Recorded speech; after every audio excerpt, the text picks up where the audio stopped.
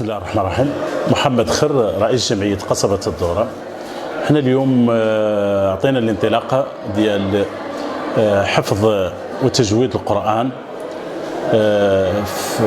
في انتظار عن ان شاء الله شهر 9 غادي يكون الانطلاق الرسمي للمدرسة العتيقة.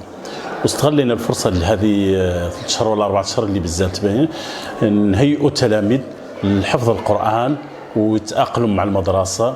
واليوم الحمد لله كان توافد ديال العدد من العائلات اللي جابوا ابناء ديالهم هونتيه واللي التحقوا، والحمد لله ظلينا معهم الشروحات نشرحوا لهم المدرسه كيفاش شنو اللي فيها، وفرنا لهم كل شيء الامكانيات، لبسناهم اللباس الموحد للمدرسه باش يكون اللباس موحد سمعت، ودرنا وغادي نديروا معهم اجتماع ان شاء الله من هول ساعه مع عائلاتهم باش نعطوهم نشرحوا لهم الامور كامله سمعت، ونتمنى عن نكونوا ادينا الامانه اللي على رقبتنا، بحكم عن هاي المدرسه هي لتعليم حفظ القرآن، وحنا بدينا في البدايه ان شاء الله مع افتتاح الموسم الدراسي ان شاء الله في شهر 9، لانه في شهر 7 كاينه ضوابط كتضبطها وزاره الاوقاف، وهي شنو عندنا التسجيل كيبدا من شهر 9 ومن كتكون اللجان، وفي شهر 9 كتكون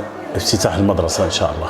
الافتتاح ديال المدرسه في الاسابيع اللي تخطات كان عندنا الافتتاح ديال المدرسه وهيئنا الامور كامله، ولكن قضاء الله وهو جات الامطار الحمد لله اللي هي علامه الخير، وجات وقطعت الطريق اللي كتربط بين المدرسه العتيقه والطريق الوطني الواحد، وفعلا انتظرنا ينين تحيد ذاك الماء وتعدلت الطريق الحمد لله. ومن تعدلت درنا الاعلان ديال عن فتح المدرسه، هذا هو الاسباب اللي تم التاخير ديال فتح المدرسه. ما هي كانت مبرمجه في الشهر الفايت، كانت مبرمجه المدرسه الافتتاح ديالها. انا نتكلم على المده الانتدابيه اللي انا شديت فيها الرئاسه.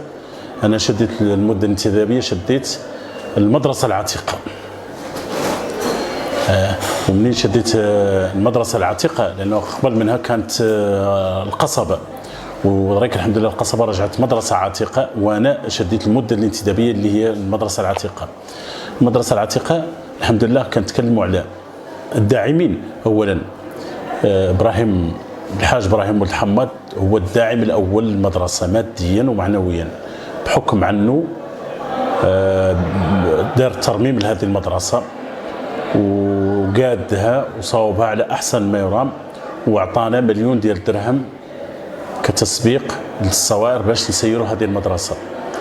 بالنسبه للداعم الثاني وهو المجلس الاقليمي اللي دعمنا بواحد اتفاقيه شراكه لمده 5 سنوات بغلاف مالي كل سنه 15 مليون اللي هي 150,000 درهم كل سنه، تخطت منها الدفعه الاولى في 2021 في انتظار عنا نتوصلوا بالدفعات الثانيه. ودعمنا ملي كملف المحضره المدرسه العتيقه، كان دخل رئيس المجلس الاقليمي في الملف ديال المحضره، دخل رئيس المجلس الاقليمي ورئيس الجماعه ديال الدوره والمندوب ديال الاوقاف والسيد العامل مشكور، راهو حتى هو ما ننساه، راهو حتى هو كان داعم لنا في كل شيء الامور، هذو وقفوا معنا حتى خرجت الرخصه للحيز الوجود. بالنسبه للعلم الجميع بانه هي المدرسه العتيقه هي منفتحه على المغرب كامل، وما هي مخصصه بها لا قبيله ولا جماعه ولا شيء، احنا منفتحين على اي حد باغي يقرا في هذه المدرسه العتيقه مرحبا به وسهلا، ما عليه الا الالتحاق بالمدرسه العتيقه ويتسجل فيها، ما عندنا خصوصيات ولا عندنا شيء. والدليل على ذلك وهو اليوم التحاق تلاميذ من جميع القبائل التحقت اليوم بالمدرسه، وكاين اتصالات بانه في الاسابيع المقبله غادي يلتحق واحد العدد من التلاميذ من كل بلاد. الجمعيه احنا عندنا حساب بنكي في الخزينه العامه للمملكه ومفتوح لاي حد بغى يدعمنا، احنا محتاجين للدعم ومفتوح الدعم لاي ارجاج بغى يعاون مرحبا به سهلا. ولكن الدعم اللي محتاجينه احنا حاليا محتاجين ربط المدرسه العتيقه بشبكه الكهرباء وربط المدرسة بالطريق الوطنية.